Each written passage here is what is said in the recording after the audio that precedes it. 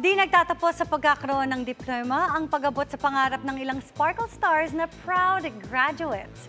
Kabilang dyan ang anak ni Yasmin Curdy na ibinahagi ang viral graduation video ng kanyang anak na si Ayesha. Makichika kay Nelson Canlas. Oo, bigyan nyo ka ng From si this parang awa nyo na. to this.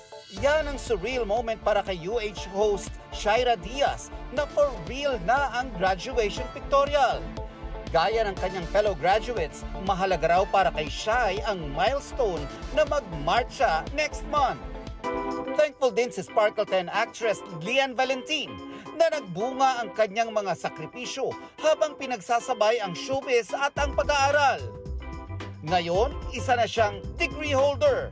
Naranasan ko na, Sir Nelson, yung habang hindi kami kinukunan ng mga scenes namin or hindi pa ako, hindi pa turn ko sa eksena, nag-online class ako. I started my college life when I was, nung pandemic, nung medyo nagiging maluwag na, doon na nag-start yung taping. Sabi ko, okay, mahirapan ako pero kayang-kaya ko to, kaya yan, kaya yung pagsabayin.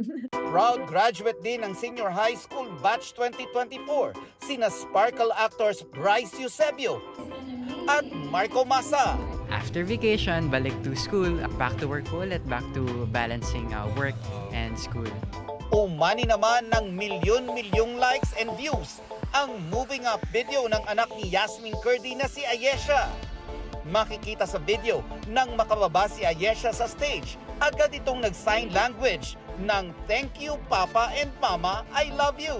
Gulat kami doon, parang may sinabi pala siyang gano'n sa amin na may pa I love you pala siya. So na-touch kami. Maraming mga nagme-message na deaf, mga na nakakaintindi ng sign language, tapos parang sinasabi nila na it's a nice language to learn. Kaya ngayon parang na-inspire tuloy ako, parang gusto ko siyang matutunan bigla. Hindi raw naging madali para kay Yasmin ang pinagdaanan ng anak habang nag-aaral. Before, nagkaroon sila ng parang mga online bullying during the pandemic and all. Pero, you know, I'm really happy na na-overcome niya. Parang na-overcome niya yung mga challenges. Kung si Ayesha daw ay graduate na, mukhang hindi pa graduate as a new mom si Yasmin.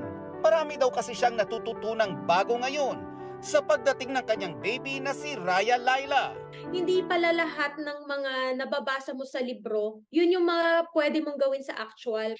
Like, for example, dahil sa first baby mo, nagustuhan niya to. Sa second baby, minsan hindi niya to gusto. Meron na akong mga nakasanayan na ginawa ko kay Ayesha before nung baby siya na naging madali na sa amin ngayon nung second baby, like pagpapaligo ng baby. Nelson Canlas, updated sa Showbiz Happenings. Soaring high sa kanilang karera ang ilang The Clash graduates na bumibida na rin sa teatro. At all-out support sa kanila ang Clash Masters, Panels at Champions bago ipakilala ang new set of Hopefuls. Makichika kay Aubrey Carampel. Mula sa pagiging judge at mentor sa The Clash, all-out ang support bilang kaibigan at kaayos ni Christian Bautista sa mga The Clash alumni na sina Thea Astley, Anthony Rosaldo at Garrett Bolden na tampok sa Rent the Musical. Well, syempre, enjoy na enjoy kami sa All Out Sundays at actually doon din kami natitrain at nahahasa, no? And lalo na kapag na-apply mo yun sa teatro, it's gonna be a beautiful thing. On the lookout na rin si Christian sa future clashers sa upcoming new season ng singing competition. Gusto ko pa rin na makadiscover ng mga bagong talento, makadiscover ng mga bagong paraan kung paano makatulong, makamentor, na mag-judge in a way na makakabuti para sa mga bagong clashers. Naghahanda na rin ang Asia's romantic balladeer sa kanyang upcoming Asian tour with other singers from other Asian countries.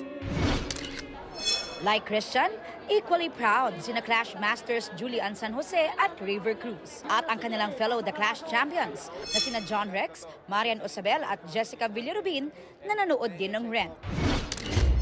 We've been hearing a lot of good things about it. Especially, nandito yung colleague namin, si Thea and si Garrett and si Anthony. So we're very, very excited to see them perform. Not only that, but, you know, just be entertained tonight. Sobrang galing nila dahil alam naman namin kung anong klaseng talent meron yung mga kaibigan namin. Kaya excited na rin kami mapanood to eh. Thankful naman si Ravers sa patuloy na natatanggap na suporta ng pinagbibidahang Kapuso Prime series na Asawa ng Asawa Ko na extended pa. Dahil sa kanila yun, and maraming salamat. So marami pa po silang dapat abangan. Ma-action, madrama, and marami pang intense scenes sa paparating. So abangan nila. Aubrey Carampel, updated sa Showbiz Happenings. Mabilis na chikahan tayo para updated sa Showbiz Happenings.